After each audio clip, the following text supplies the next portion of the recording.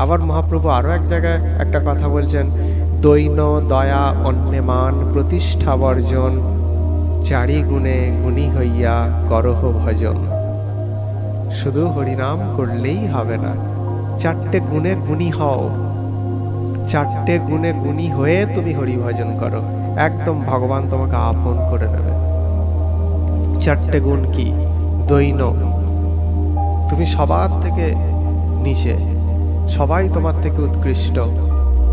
এক ব্রাহ্মণ পুরোহিত, তিনি মন্দিরে ভগবানের সেবা করছেন, সেই কোন ছোট বয়স থেকে সেবা করছেন, একবারে ভগবানের নিখুঁতভাবে সেবা করেন।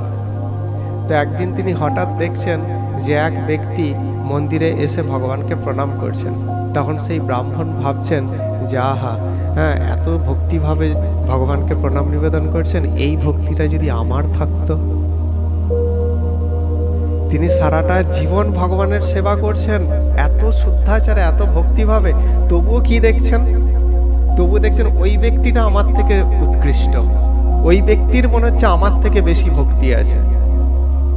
এটাই হচ্ছে উত্থানের একটা পথ। আমি যখনই মনে করব যে ওর থেকে আমি অনেক ওপরে, ওর থেকে আমি ভালো, আমি ধোয়া তুলসী পাতা আর ওর মধ্যে যত মলিনতা, তখনই জানতে হবে এটা তোমার মধ্যে চরম অজ্ঞানতা আছে বলে সেই অজ্ঞানতার লেভেল থেকে এই ভাবটা জাগরিত হচ্ছে। অজ্ঞানতার লেভেল থেকে এই কথাটা আসছে, একদমই না। সবসময় ভাবো, একটা কবি লিখেছিলেন না যে উড়াইয়া দেখো তাই পাইলেও পাইতে পারো অমূল্য রতন। এর আগের একটা লাইন ছিল, যেখানে দেখিবে ছাই উড়াইয়া দেখো তাই পাইলেও পাইতে পারো অমূল্য রতন। যাকে আমরা ছাই বলে অবজ্ঞা করছি, তার মধ্যেও লুকিয়ে থাকতে পারে অমূল্য রতন। আজ তুমি যাকে অবজ্ঞা করছো যে তার কপালে তিলক নেই বলে, তার কণ্ঠে কণ্ঠী নেই বলে, সেই যে তোমার থেকে অনেক উচ্চ লেভেলে, বা তার মধ্যে যে সেই ভক্তিধনটা আবৃত হয়ে আছে বা লুকিয়ে আছে, হ্যাঁ, এমন কি করে ভাবছো? সেই জন্য মহাপ্রভু একবারও বলেনি শুধু ভক্তদের সম্মান দেবে, সেই জন্য বলেছেন সমস্ত জীবকে। কারণ তুমি ভক্ত, তোমার মধ্যে যেই যিনি আছেন, আমি অভক্ত, আমার মধ্যে সেই তিনিই আছেন, আলাদা কেউ নন, আলাদা কেউ নন। পারলে তিনি পারেন তোমাকে ডাউন করে দিয়ে যাকে তুমি ছাই বলে মনে করছো তাকে ওপরে পাঠিয়ে দিতে, মানে অনেক উচ্চে পৌঁছে দিতে পারে। সুতরাং অবজ্ঞা কাউকে না, সেটা বলছে দৈনতা, দৈনতা রাখো, দীনতা, তুমি সবার থেকে হীন এটা মনে করো, তোমার থেকে নিকৃষ্ট উনি এটা মনে করতে যেও না। হ্যাঁ, কি বলছো?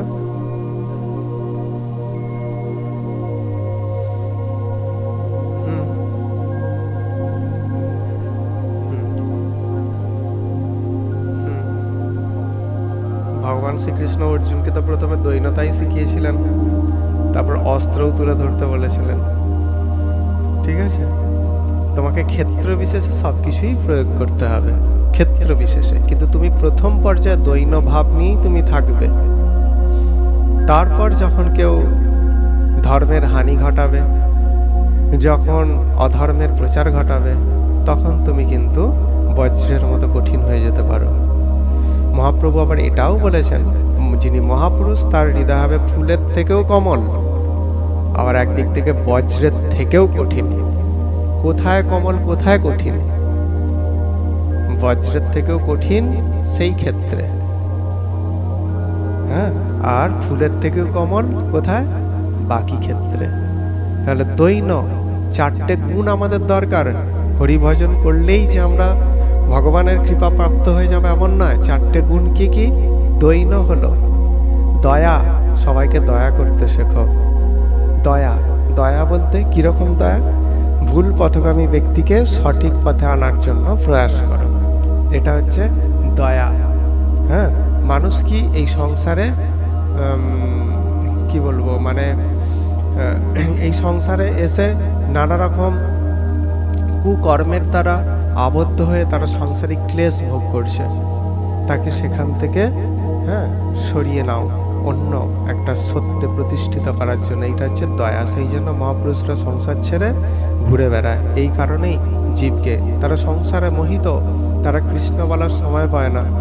তারা সেই ভোর 4টে থেকে উঠে তারা রাত 10টা পর্যন্ত খাটে, কিন্তু একবারও গোবিন্দ বলার সময় পায় না। সেই জন্য তাদেরকে কি বলতে হবে? তোমার কাজ তোমাকে বন্ধ করতে হবে না, তুমি যেমন কাজ করছো করো, কিন্তু তুমি মাম অনুস্মর যুদ্ধ চ, আমাকে অনুসরণ করে তুমি যুদ্ধ করো, আমাকে স্মরণ করতে করতে তুমি সংসার করো।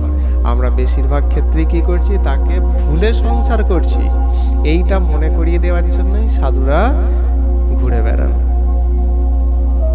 তোমার সব ঠিক আছে, যেভাবে জীবনযাপন করছো ঠিক আছে একদম, কিন্তু একটুখানি ভুল আছে। সেটা কি? ভগবানকে স্মরণ না করে তুমি জীবন কাটাচ্ছ, শুধু তার সেইটা যুক্ত করো তার সঙ্গে, ব্যাস মিটে গেল। এটা বলা হচ্ছে দৈন দয়া, প্রত্যেকটা জীবকে দয়া করা। হ্যাঁ, আমাদের হরিদাস ঠাকুর তিনি কি করছেন? হরিদাস ঠাকুর বনের মধ্যে বসে বসে উচ্চৈস্বরে কৃষ্ণ নাম করছেন, উচ্চৈস্বরে। আর তিনি তো 3 লক্ষ নাম জপ করতেন। তাহলে এত নাম জপ করতে তার সারাটা দিন 24 ঘন্টা চলে যেত, ঘুম নেই এইরকম ভাবে। তো একজন বলছেন যে এত উচ্চৈস্বরে করার দরকার কি?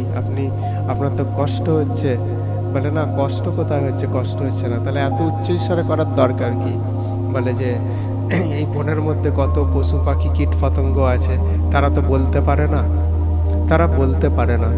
এই যে আমি যে কৃষ্ণ নাম করছি, এর একটা ঊর্জা আছে তাদের মধ্যে পৌঁছাচ্ছে, এতেও তাদের কল্যাণ হবে। তাহলে একজন ভক্ত কি ভাব নিয়ে ভজন করেন?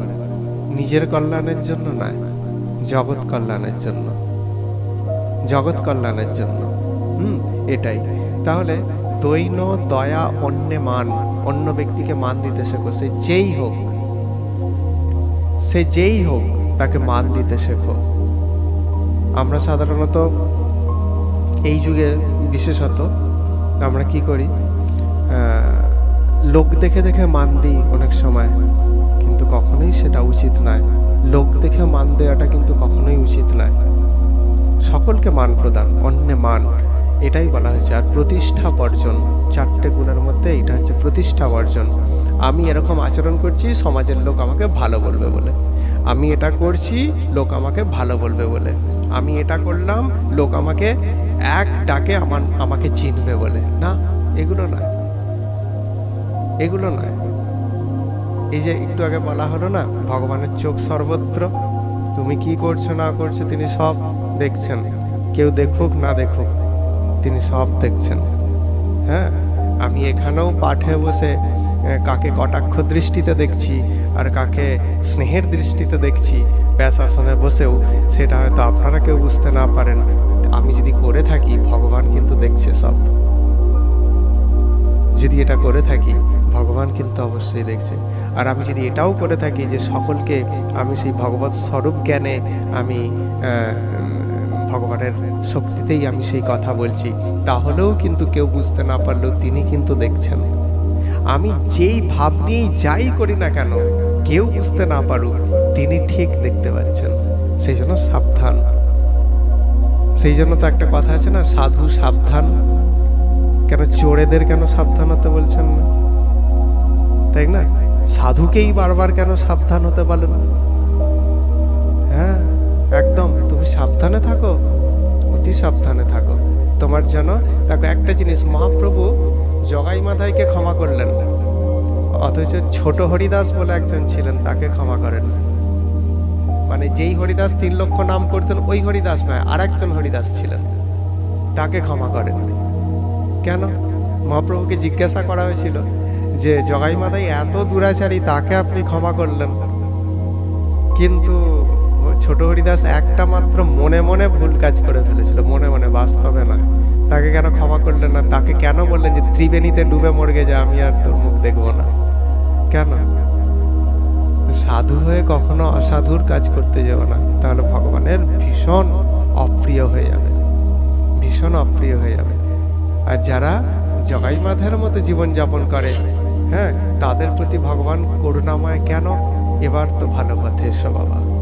আমি তোমাকে ক্ষমা করলাম। যদি না ক্ষমা করা হয় তাহলে চিরকালই তারা ওই পথে ডুবে থাকবে, সেই জন্য ক্ষমা।